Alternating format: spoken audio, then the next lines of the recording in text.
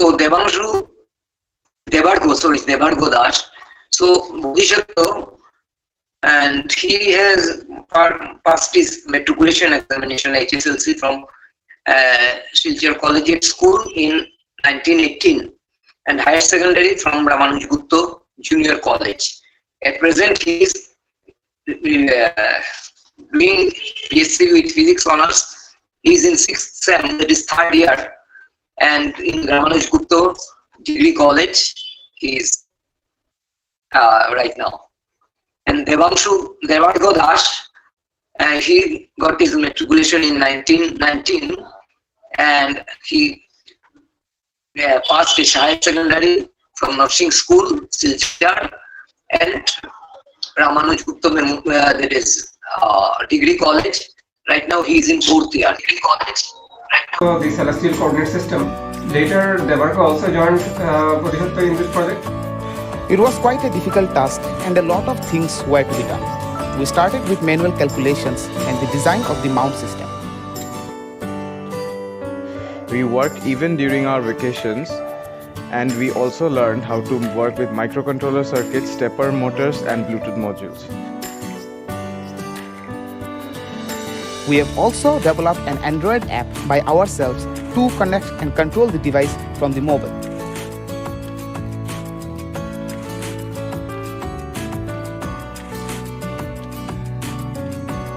To make the mount, we have used acrylic sheet which was cut into the appropriate shape by a CNC facility available at our hometown.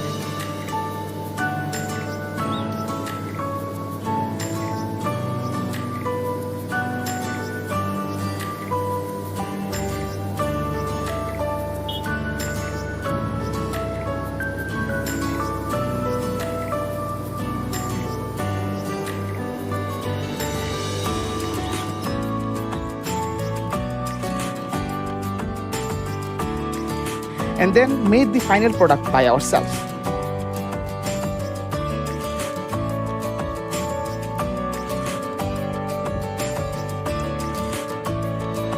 After a lot of hard work, the device seemed to work properly within the laboratory, but it was time to conduct our test run.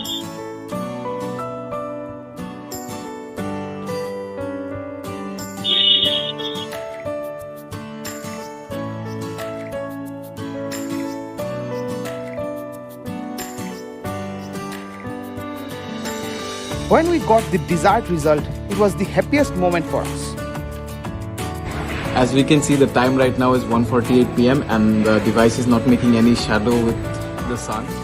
As we can see, the time right now is 2:04 p.m. and the device still does not cast any shadow, so it tracked the sun successfully for the last 15 minutes.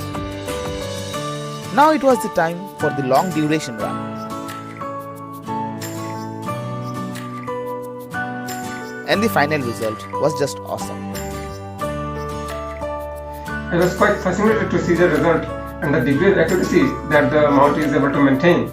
We have learned a lot during this work and thankful to our project guide Dr. Dulpan Deb for mentoring us throughout this project. We are also thankful to other teachers from our department for their kind support.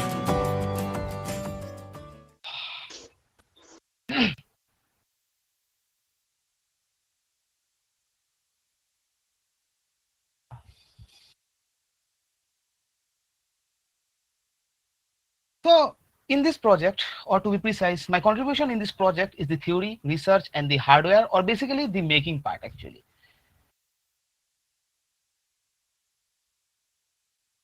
So as I mentioned in the previous slide, I'm going to be discussing part one. So here are the contents and the points as well that I'm going to be discussing.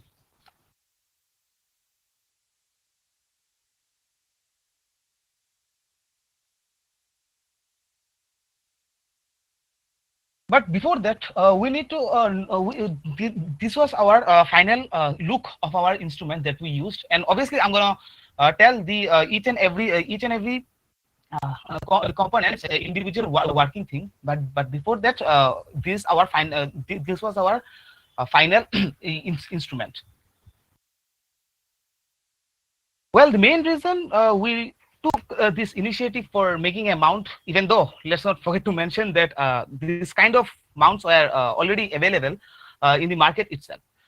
So why making again? Well, the reason behind it was because to make it very affordable. All those mounts which are present in the market are very costly. Even in our college itself, we have a telescope with this horizontal mount. But even if we ignore the price of the telescope, it is and its different attachments, it is individually cost more than around roughly 1 lakh, including the software that is used in these professional mounts.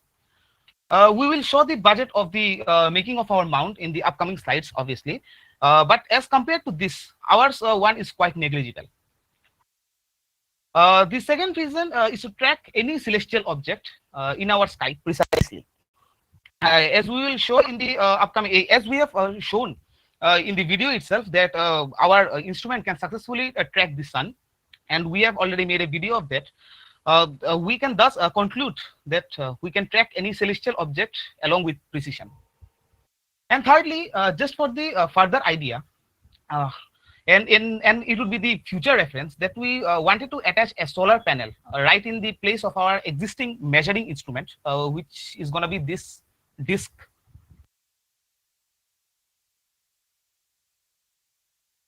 And the reason we wanted to do this, so that we can actually get the entire efficiency of solar energy up to a whole 12 hours of duration, due to the direct and continuous falling of the sunlight or the sun rays on the attachment of our solar panel, which we will just attach on our future instruments. So before jumping straight into the theory, let's just first discuss the latitude and the longitude one more time. So from our past knowledge, we just know that our Earth can be divided into two halves. That is northern hemisphere and southern hemisphere by a horizontal line, this line, which is known as the equator. And all these parallel lines along the equator are known as the latitude, as you can see from the left hand side of the image. Similarly, Earth can again be divided into two regions, that is eastern and the western regions, with a vertical line. And now this time, this vertical line is known as the prime meridian. And these lines are known, and these parallel lines along these prime meridians are known as the meridians of longitudes. Now, since the knowledge of latitude and longitude is taken, we can now go to the next slide, which will show us and kind of make us understand about the various parameters about how we can actually predict or measure any celestial body's position with respect to our position or perspective.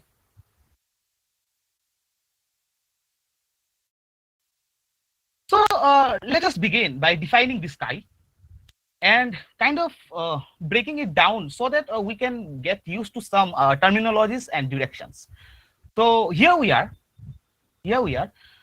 standing in an open field, and we have north, and we have north, or more or less behind us, and south in just front of us.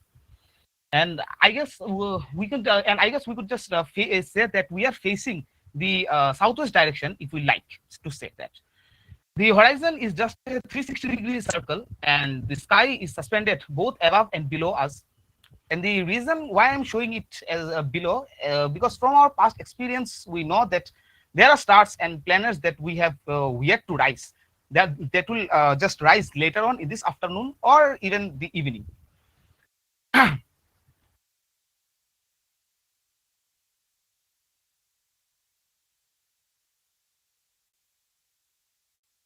Now, the position that's directly overhead is known as the zenith, and the point directly underneath our feet is known as the nadir. And if we take a circle and draw it from due north to the through the zenith and south and back again, we can define a circle, this line, and we can just define this circle which divides the sky into eastern and western halves, which is known as the meridian.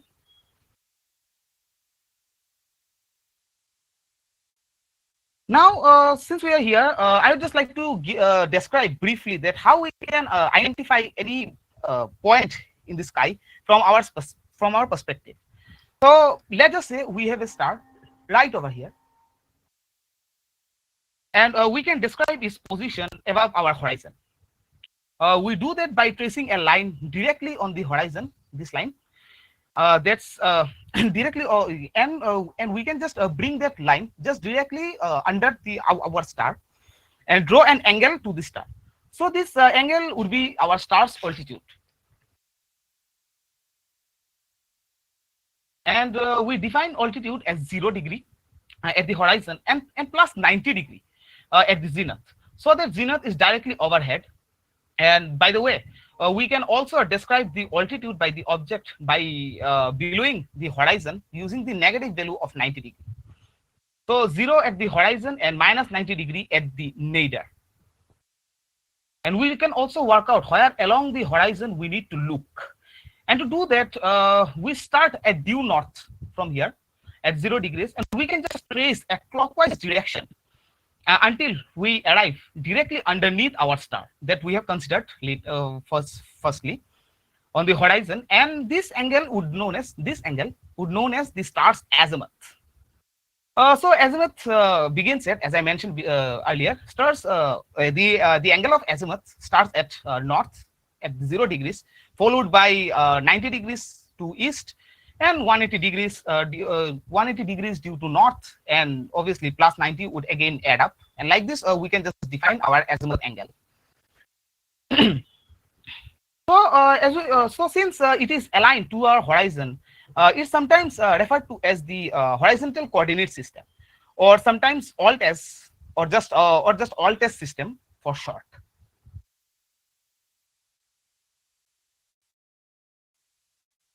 Now here is another parameter that we need to understand. So before we, so in the previous slide we understand about horizontal coordinate system, but now we're going to understand another type of coordinate system that we use in our astrophysics, which is known as the equatorial coordinate system. So let's just begin our let's just bring our Earth inside this imaginary celestial sphere. So this is our Earth, and we just brought it in this imaginary celestial sphere, and we'll once again extend our North Pole from here and South Pole from here in the form of North Celestial Pole and the South Celestial Pole. Now, and we'll also extend the equator of our Earth to form the celestial equator.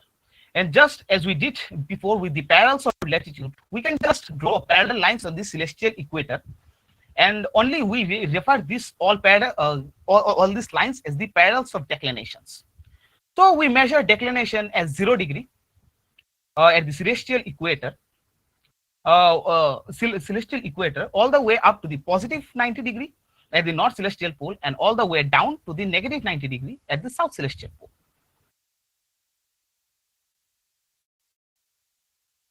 Now, we can't just simply take our meridians and apply those to the sky as well. And the reason for that is because obviously we know that our Earth is rotating, and therefore our meridian would need to rotate as well. And that would make such a system fairly useless to us. So there need to be a way out. So it is that instead we will do is we will take the annual path of our sun, which by the way is known as the sun's ecliptic. So this circle over here is known as the sun's ecliptic, the sun's path. And we will note the location of the sun, which basically is at March, as you can see from this image, when it arrives the vernal equinox. Okay, so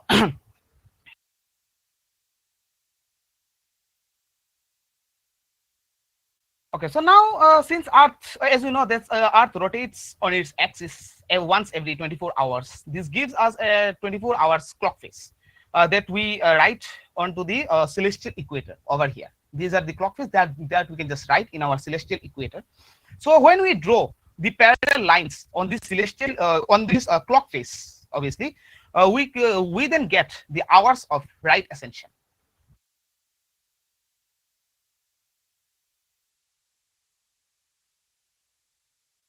So since all the theory part and the research was complete, it was time to actually design our instrument. So in this image, as I mentioned, that we try to take the measurement roughly of all the electronic components, and all the desired apparatus can get fit in or accommodate in this instrument. So in our instrument, we used two stepper motors. So one is this one and another is this one. So one stepper motor is attached at the bottom, known as the azimuth stepper motor. And the another one is the altitude stepper motor, which is at this side of our instrument. The azimuth stepper motor would basically be the base of our instrument. On the shaft, and on the shaft of it, we attached one circular disc, this one, which basically would be the base of the remaining components. But before that, obviously, as we go up, we need to find a required kind of a block-like thing to separate these two identical rectangular acrylic sheets, which can get separated from each other from equal distance. And this separation is important because it's gonna support it's gonna be the support of our azimuth motors, and to get the base of our measuring apparatus, so that our measuring apparatus could get sit on this base, which would be supported by these two acrylic rectangle sheets, which is basically separated by this block-like thing. Now, since the design was complete, we could now start to collect all the materials or the affordable electronic components, etc. So these are the things that were actually used in making of our instrument. First is the Arduino Uno, which is basically a microcontroller or a miniature-sized computer used for navigating or tracking any celestial object in our instrument. But for now, let's just focus on our sun. Secondly, is the jumper wires for making all required and seamless connections. And third one is basically a full-fledged Bluetooth module whose name is 8C05 Bluetooth module. Is connected to the Arduino Uno, and the reason we used a Bluetooth module is because we wanted to control our device wirelessly along with a mobile app which we basically created. Moving on, fourth is our very own stepper motor, whose model is 28BYJ48, and it is a 5-volt stepper motor. And since this kind of stepper motors can't be connected with our Arduino directly, therefore we also used a stepper motor driver for each of the motors, which are obviously compatible with our stepper motors to run the motors seamlessly. So here are some important specifications of our electronic components. One is the stepper motors, and the another one is the driver motors. So in the stepper motor, it is a 5-volt stepper motor, as I've mentioned. It is a 0.5 volt DC stepper motor, whose pulling torque is about 300 gram centimeter square per second square, which was the sufficient amount of the torque that we needed to rotate our instrument, obviously.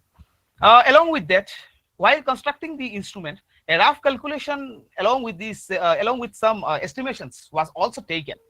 That this required 300 units would be more than enough to put in or use in our instrument. Now, talking about the our drivers, as we can see, there is nothing much to discuss. Rather than it can connect with our stepper motor easily with the connecting clip-like things, which can basically get connected over here.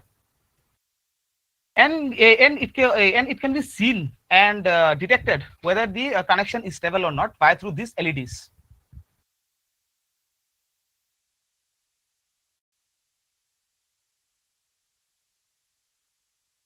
Now moving on, now to make the body of our instrument, we chose to use the acrylic sheet, thickness of around 4 mm, and we used a general plastic box, a general electric switch plastic box, obviously, to keep all the wires, electronic components in one place. Moreover, it is also the base of our entire instrument. Now, since all the instruments instruments and materials were gathered, we can now start our testing by simply running a code. So here is a video that I'm just gonna show.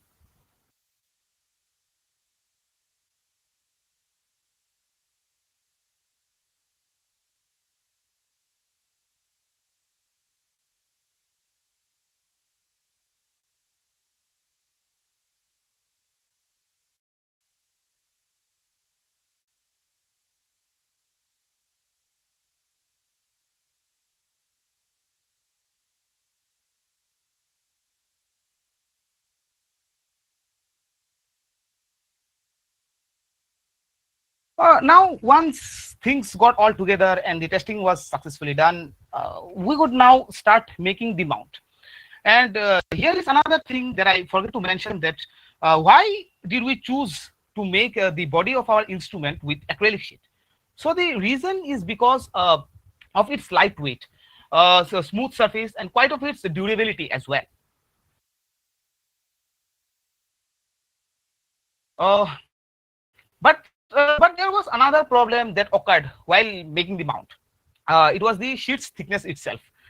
So 4 mm, as we know, the 4 mm was quite thick, and we needed some of the precious cut out of the sheet for satisfying the desired measurements.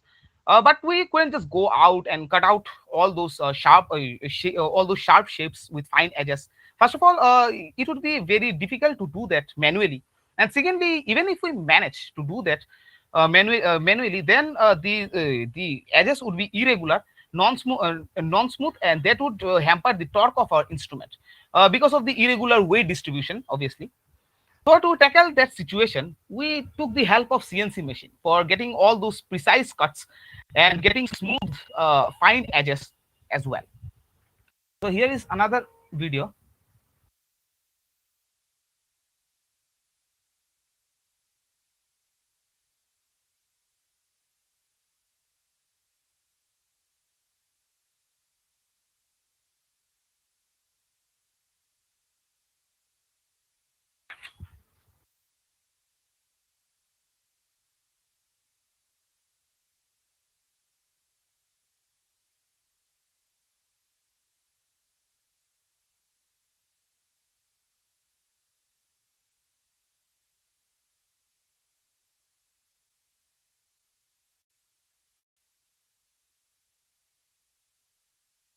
Now, so after the CNC machine cutting out all the desired shape or the parts, it looked like this.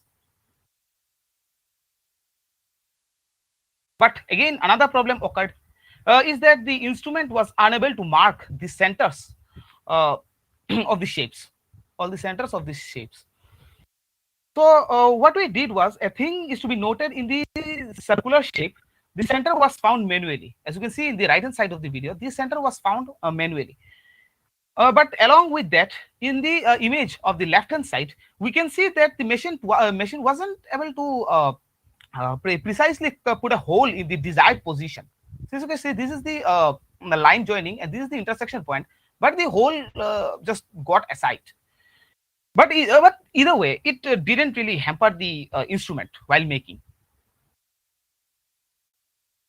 Now for the connections, all the now for the connecting of all the electronic components, as I already mentioned, I used a plastic electric switch box and used it used it to fit all the components in its appropriate places. As we can see, as you can see clearly, this is the Arduino, and these are the two driver motors. Sorry, not driver motors, motor drivers. But to place all these things, we needed screws. But placing screws was also a task, because it needed to be done manually. So what I did was, at first, I initially made a hole in with a sharp object, and then placed screws so that they could make all those necessary threads, so that it could get fit properly and tightly as well.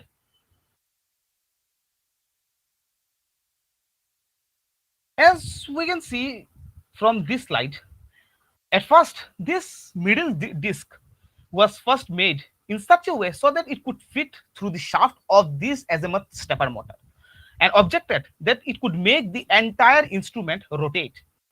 But in the time of testing, it was just found that it started to wobble. It was maybe because the spacing on the middle disc that we made to fit in and pass through the shaft wasn't perfect. That's why in the time of testing, it just started to wobble. So to tackle this problem, we cut out a quite thick 8 mm acrylic sheet, small disc, which is obviously black in color, as you can see from this image, and we attached that underneath the middle disc at this time. It fitted perfectly with the shaft, with this azimuth shaft. This 8 mm thick acrylic sheet quite smoothly passed through this azimuth stepper motor shaft. Moreover, this time we didn't use any sort of adhesive to attach the black disc with this shaft. Instead, I used a screw to tighten the disc, screw to tighten this disc along with the shaft.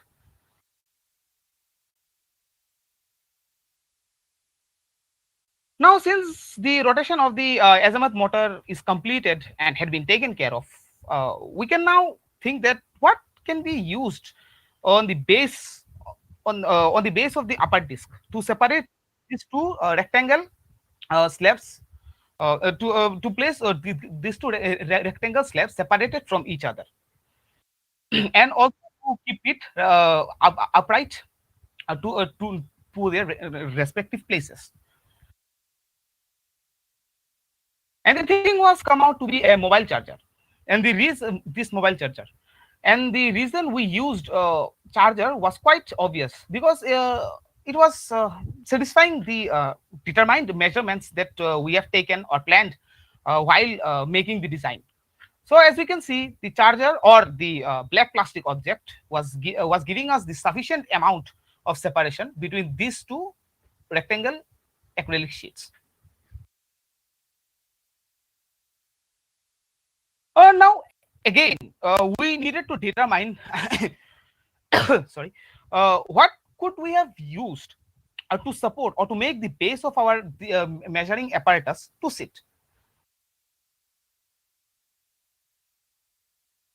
So the thing was found out to be a half cut pen, whose one end is obviously attached with the shaft of the altitude motor, and the another one is quite rotating on the body of the sheet. Where I have made a small hole or cavity-like structure to just stuck the nib of the pen to rotate it flawlessly. Well, once the base was made, so this is the base that we created. Once the base was made, we needed to make the base of the measuring instrument. So this became the base of our this measuring instrument, so that it could sit on it. But for that, we needed to make sure the measuring apparatus was at its certain height. For that, we made some small, some small but identical regular acrylic slab and got them stuck with each other. And as a result, it was able to get some height, and so that the measuring apparatus couldn't get stuck in this in those regular in those rectangular slabs on either side while tracking.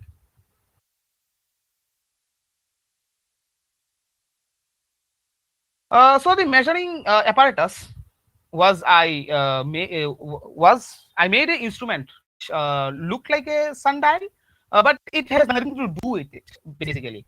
Besides, it basically shows whether the sun rays is directly falling perpendicularly on the surface of this measuring apparatus or not. By obviously not by obviously we can observe that by not watching any sort of shadows on the base of the sundial.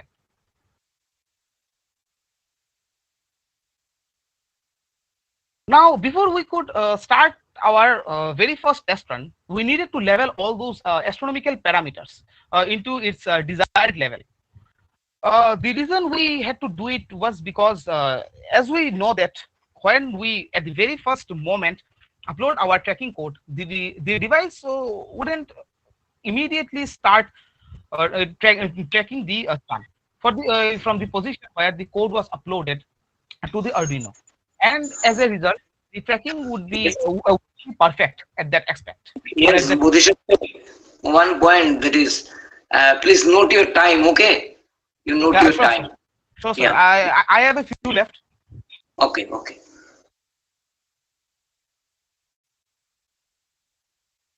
Okay, so moving on.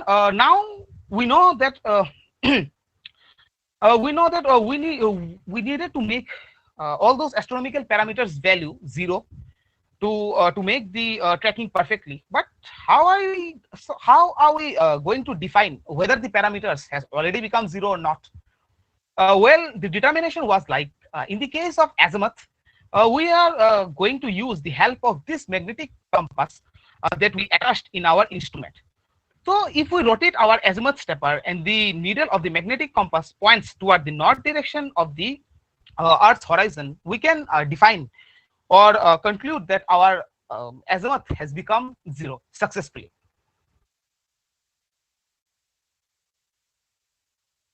Similarly, we needed to make our altitudes values 0 as well. But same thing, how?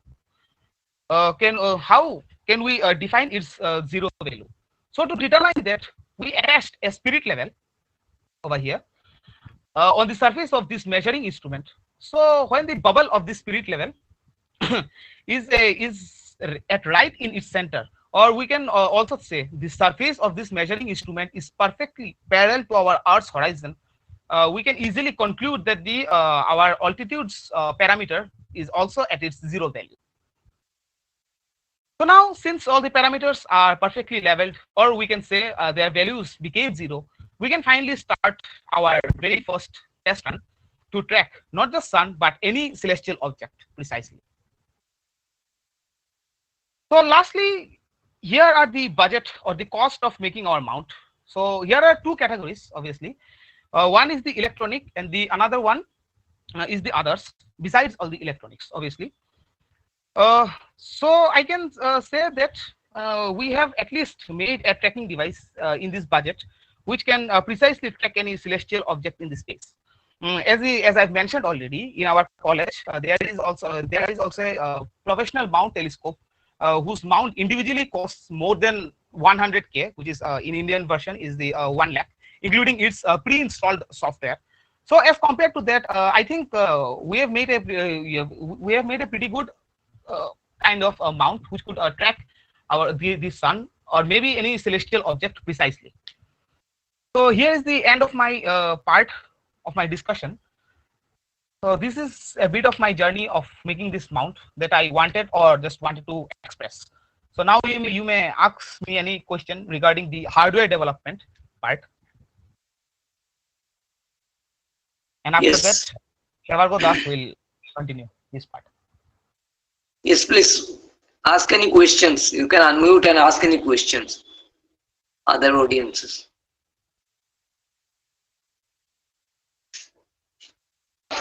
Okay, I have one simple question. That what is the resolution of this your device? Sir, as I've mentioned here, the resolution parts. Sir, just a minute. Let me just brought up that slide.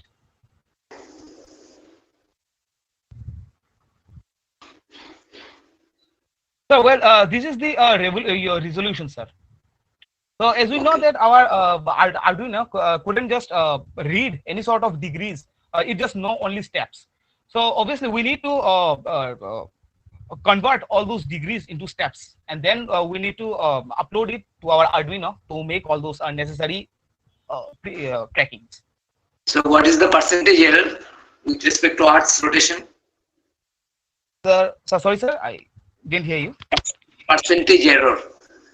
That we didn't actually calculate it, sir. Anyway. Didn't get to calculate, sir. So if there is any other to ask any question. Okay. Yes. So let us thank the speakers.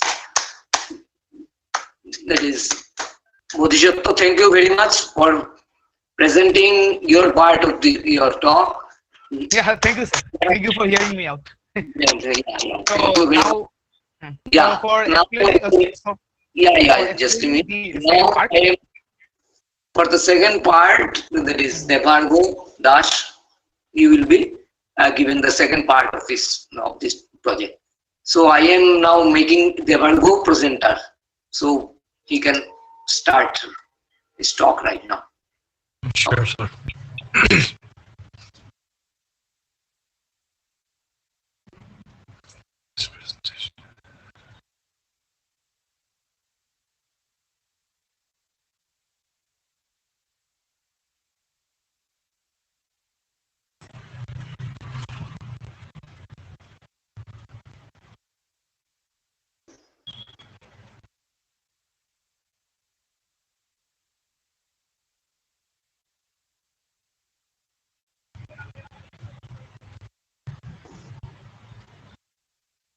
Pardon me, the file is uploading.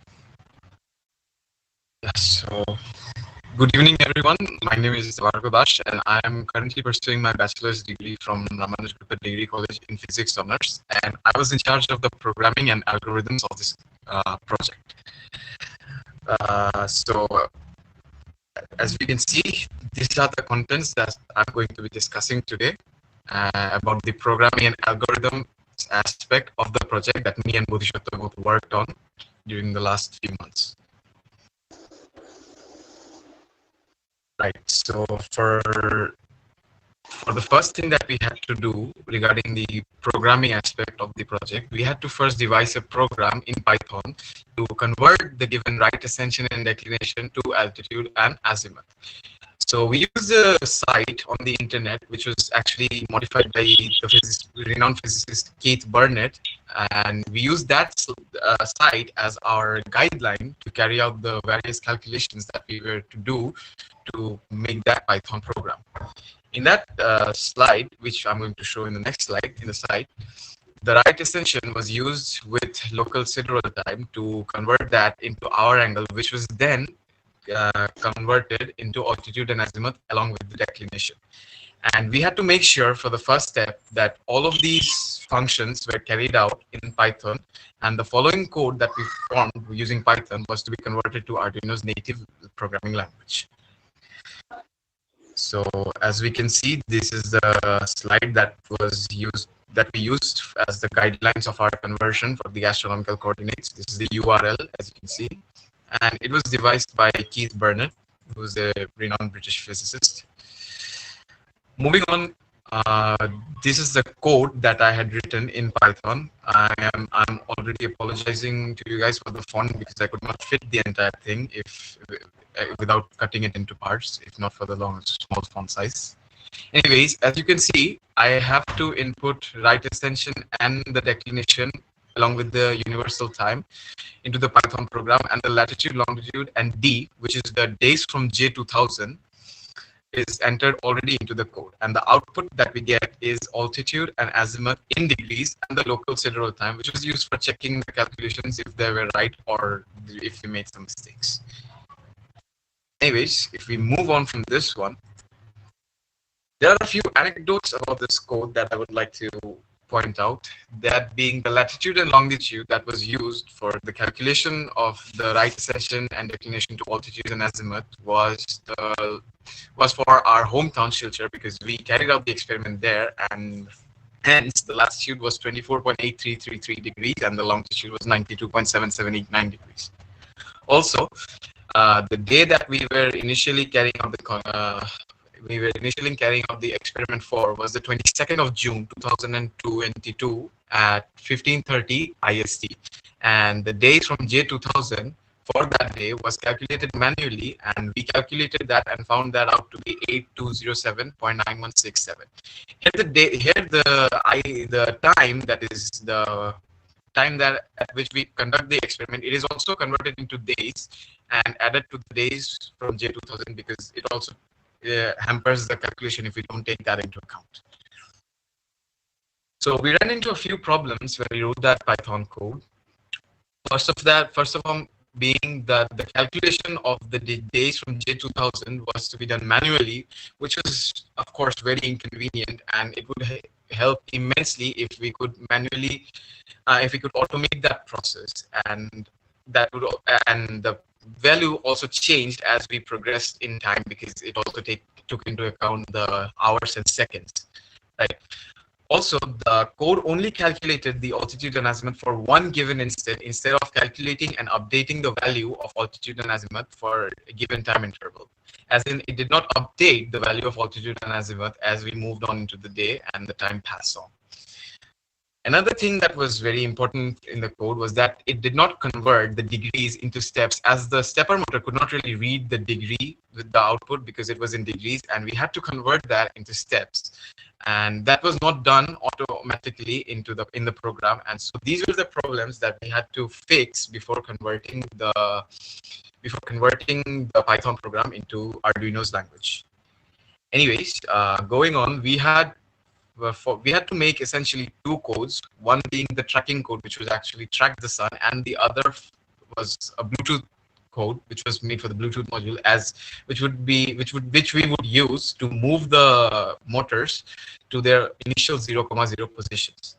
So as you can see, this is the flowchart of the tracking code. We input the right ascension, declination, time, date, and latitude and longitude, and that would be a script that would convert the right ascension and declination to altitude and azimuth, and the output of that script would be fed into another script that would find the difference between the altitude and azimuth for subsequent time periods and convert them into steps, as the output would be in degrees, and the steps would be forwarded into the stepper motors, which would then output as the device tracking the sun.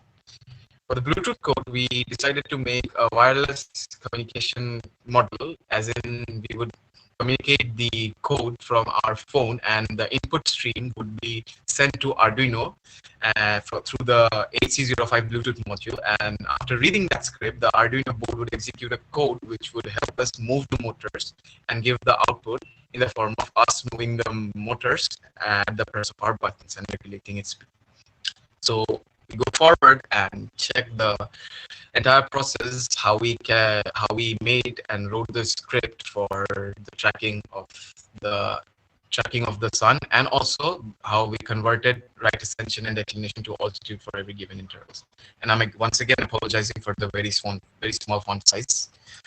As you can see, this is the code that we had written for converting the right ascension and declination to altitude and azimuth. Here we input right ascension, declination, IST, date, latitude, and longitude. And if we go down, we can see that we have introduced 4 functions that we had made ourselves or introduced ourselves, them being IST to UT, DJ2000, equatorial to horizontal, and tracking. We will be discussing the first 3 functions in the next slide. As we can see, each of the functions have been defined and explained in the right-hand side of the slide. So for starters, we have IST to UT, as it was used for converting the Indian Standard Time to the universal time, and also to convert the minutes and seconds into hours only by dividing them by 60, as it is very evident and trivial. The DJ2000 function was used for automating the function of calculating the days from J2000, and it also used the output from the previous function and converted the hours of UTC to days, which was also added in that function DJ2000.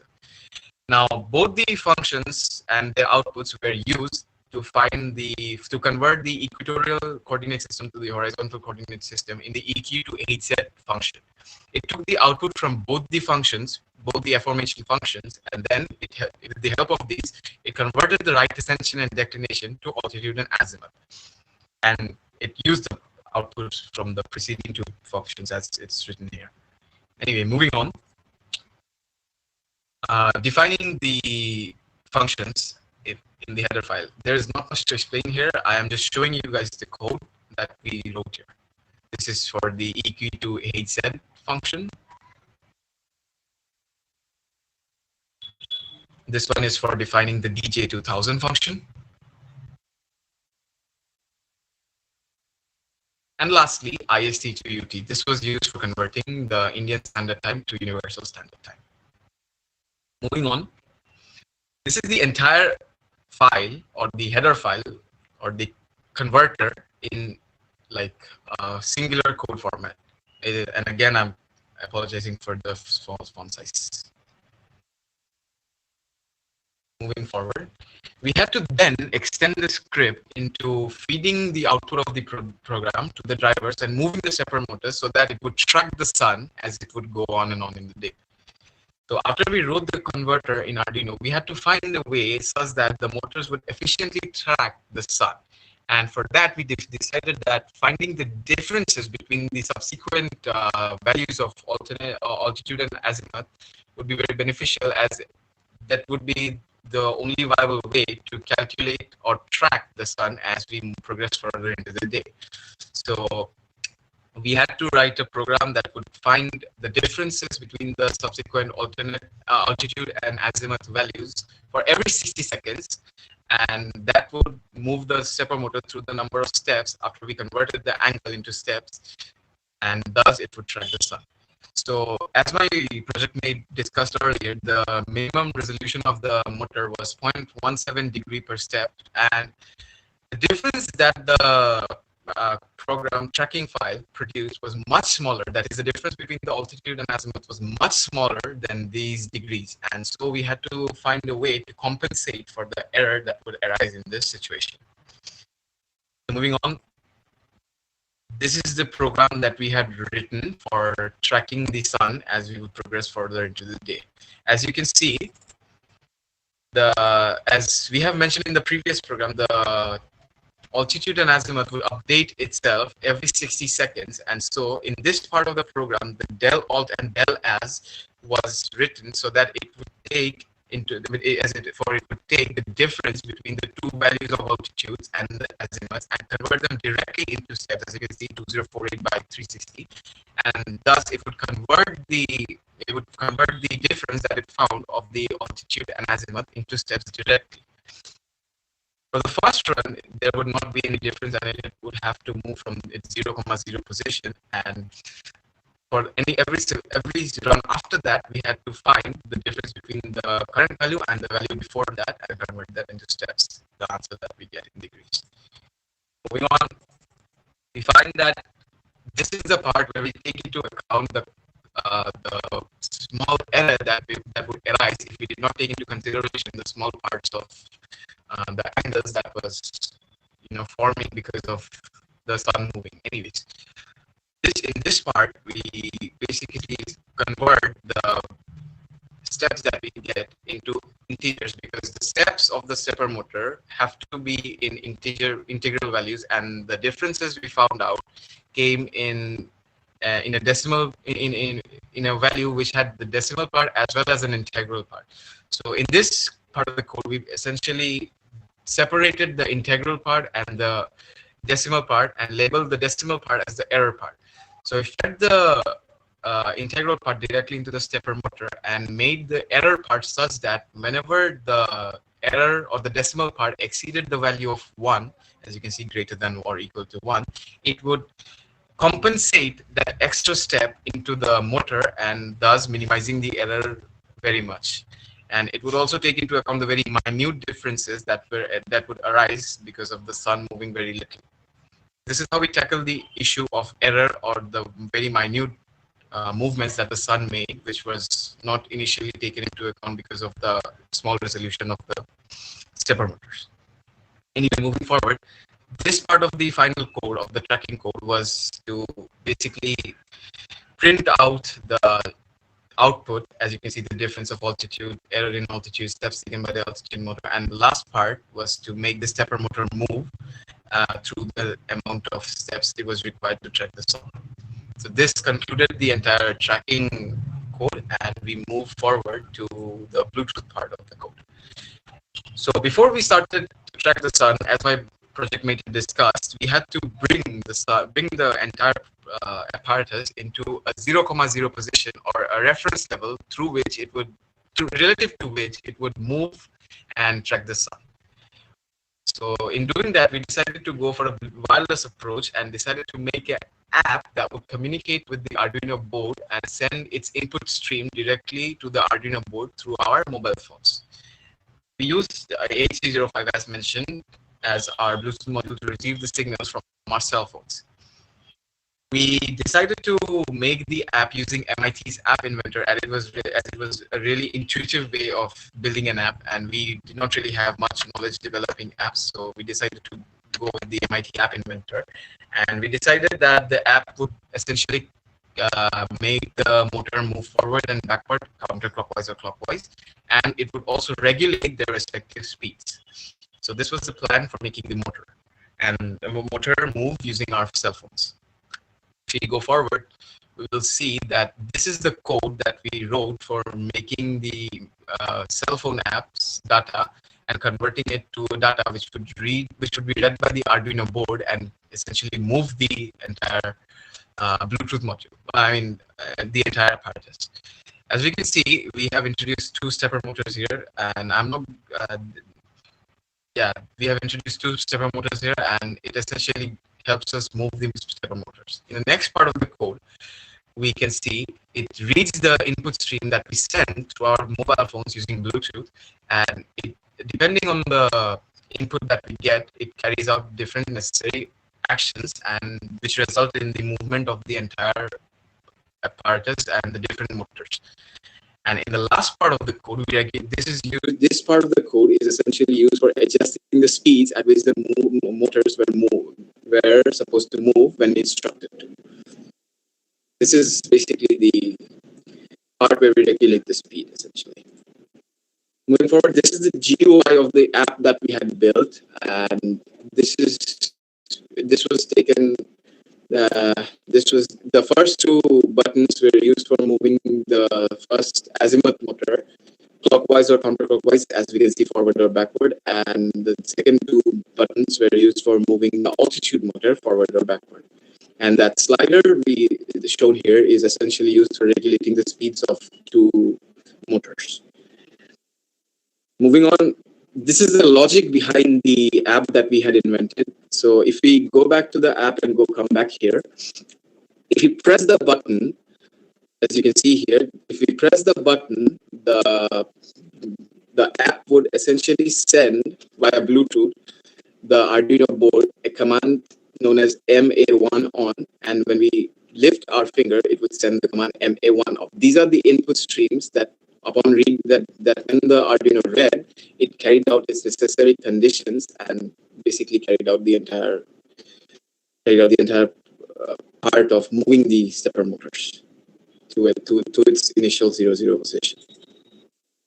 So while we wrote the set programs, we again ran into various problems, but we have discussed it. But I'm going to go through them once again so that we could get an idea of the challenges we faced during making this project.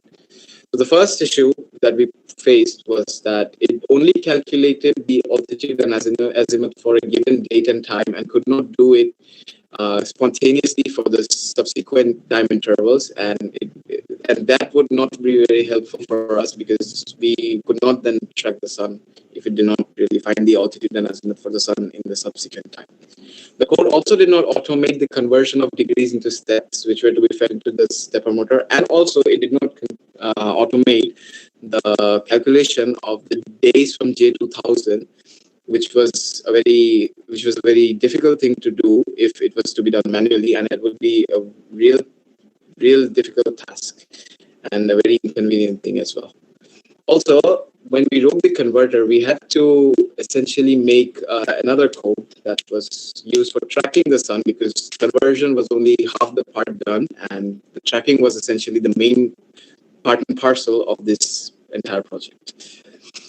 Again, when we found out that the differences between the subsequent values of altitude and azimuth was very, very small and much smaller than the resolution of the device, we decided that we had to introduce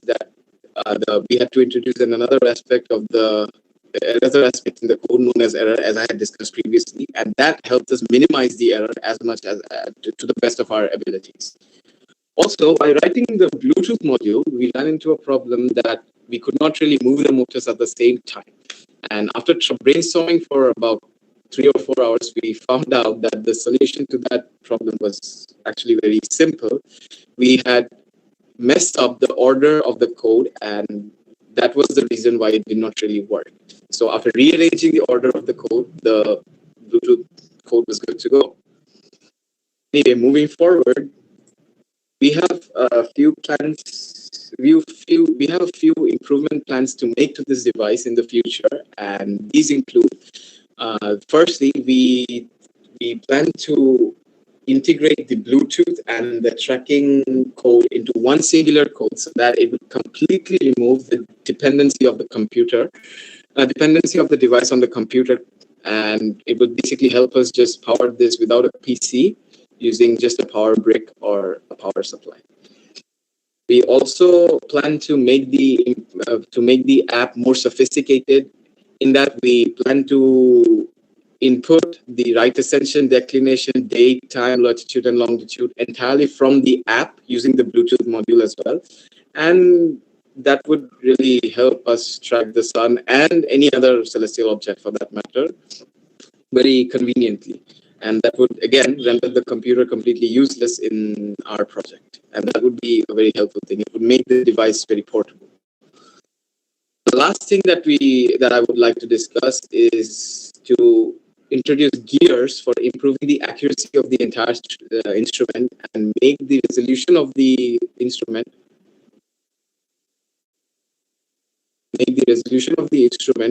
much excuse me, am I audible now? Yes, sir.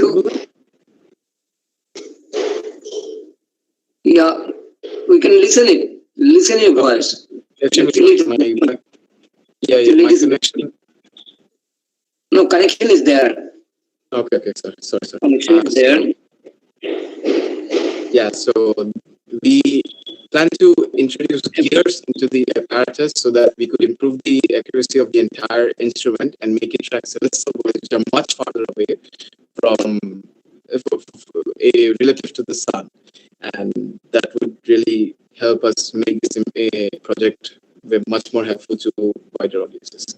So this has been the talk that I wanted to show everybody here, and I'm extremely honored to have the opportunity to show our project to the world. And I would welcome any questions that you guys might have had in the past hour, and I would be honored to answer them. So if you have any questions, please just ask me. Okay, thank you, Devargo. So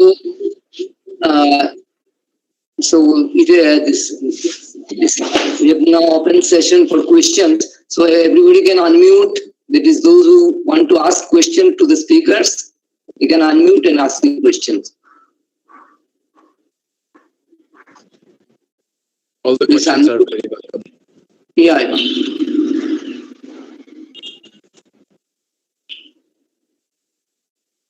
Please ask your question. Hello, Devarga. Yes, ma'am.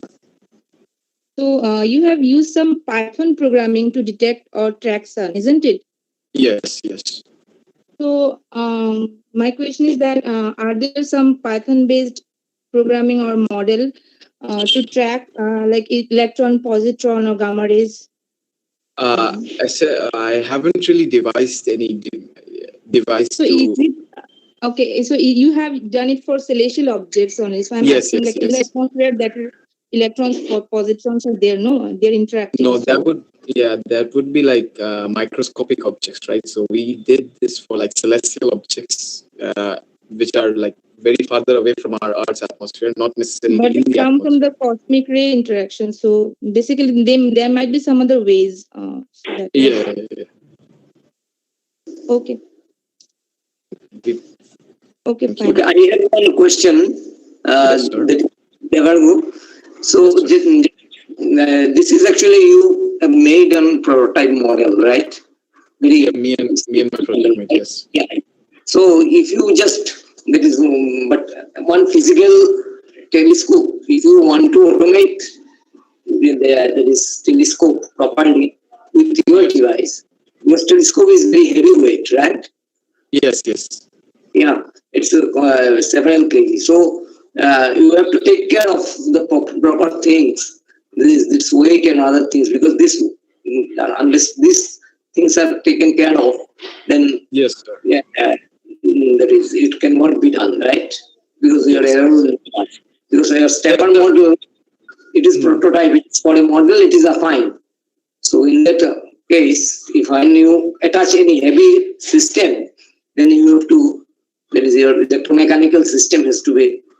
Yes, we have to improve the motors that we use for like heavy duty motors that would essentially move larger telescopes. Yes, we try to make these improvements, but this is just a small scale project for now. And another query. That is the Python program. What you have written, that is in general, this Arduino program, it is written in C++, right? C. In C, yes. In C. Yeah, of course you can also run it by Python. So, but the Python programming, what you have written here, this converting or conversion of different coordinate systems or other things. Yes. These are, yeah. So these are Python programs. So how do there is unite both these programs? There is No, so I do know in the sense this C++ program, right? Yes. So we essentially converted that Python program into Arduino's own language, right? Yeah. Okay.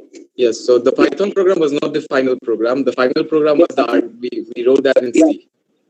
Right. Because you have to translate it into it. Yeah. Otherwise, the Arduino board would not be able to recognize the program. Yeah. Any more questions, anyone?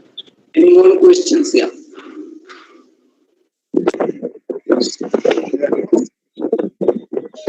Am I audible? Yes, sir. Yeah. Yes. Yeah, I don't have any questions. I just have a comment. So I'm very happy that Devardo and Bodhisattva have done this under our the answer. So congratulations to everyone. It's a very proud moment for being a part of the department. So thank you, everyone. Thanks, sir. It was an honor to receive this compliment. Any other questions?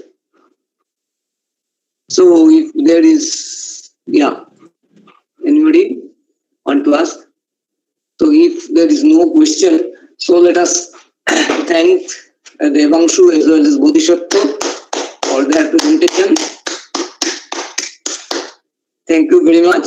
So definitely we shall continue this seminar session, and we also thank Duipayan for mentoring this whole project, because he is the prime mover to give these students this opportunity or a taste of research at very nascent years, particularly PhD level, and I hope that they will continue their venture in the field of physics.